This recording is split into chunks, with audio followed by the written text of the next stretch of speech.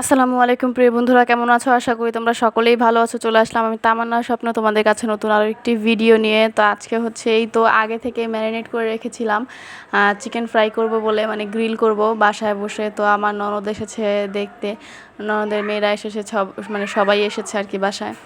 তো সবাই একসাথে হচ্ছে একটু গ্রিল খাবো আর হচ্ছে এই তো পরোটা খাবো। তো হালকা একটু আয়োজন করা, যেহেতু অসুস্থ, খুব বেশি কিছু করি নাই। না হলে নান রুটি কিংবা তন্দুর রুটি যেটাই হোক বানাইতাম।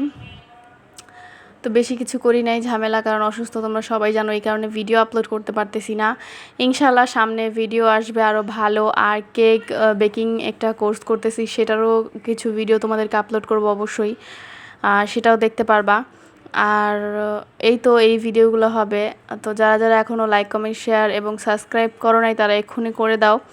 আমি জানি যারা আমাকে ভালোবাসো তারা তো করেই দিয়েছো, আলহামদুলিল্লাহ অনেকগুলো সাবস্ক্রাইব হয়েছে।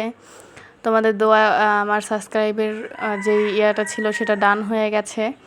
তো আশা করি এবার ওয়াচ টাইমটাও পূরণ হয়ে যাবে। তো এইখানে আমি হচ্ছে চিকেনগুলো তেলের মধ্যে ছেড়ে দিয়েছি। আমি কিন্তু সরিষার তেল, মানে আমি এর আগে একটা ভিডিও দিয়েছিলাম কিভাবে আমি হচ্ছে এই মুরগিগুলোকে ম্যারিনেট করি, তো সেটার একটা ভিডিও দিয়েছিলাম। আর আমি এখানে একদম জাল কম দিয়ে, মানে আঁচটাকে একদম কমিয়ে, চুলার আঁচটাকে কমিয়ে আস্তে আস্তে করে ভাজতেছিলাম। আর এইভাবে হচ্ছে একটু পোড়া পোড়া করে নিচ্ছিলাম, কারণ চিকেনটা এইভাবে পোড়া পোড়া খেতেই বেশি ভালো লাগে। তো এই কারণে আর ভিডিও দিতে দেরি হয়, কারণ আমি অসুস্থ আছি কিছুদিন ধরে, এই কারণে আমার ভিডিও দিতে দেরি হয়, কারণ আমি ভিডিও বানাতে পারতেছি না অসুস্থতার কারণে। তো কেউ আবার রাগ হয় না আমার উপরে, আর কেউ আমার চ্যানেল থেকে বেরিয়ে যায়ও না যে ও ভিডিও দিচ্ছে না বলে বেরিয়ে যাব। তো এই তো আমার হচ্ছে গ্রিলটা ভাজা হচ্ছে, আর এইদিকে হচ্ছে আমার পরোটা ভেজে নিচ্ছি। আমি হচ্ছে, আমার শাশুড়ি হচ্ছে অনেক দিন, মানে অনেক দিনের জন্য আর কি ফ্রিজে পরোটা বানিয়ে রাখে। তো সেটাকেই আমি হচ্ছে এখন ভেজে নিচ্ছি। আর তোমাদের ভাইয়া হচ্ছে যেটা পুড়ে গেছিলো সেটা হচ্ছে উঠায় আমাকে হেল্প করতেছিল। এইখানে হচ্ছে এই তো এই কয়েকটা ভাজা হয়ে গেছে, আর এই তো পরোটাও ভাজা হয়ে গেছে।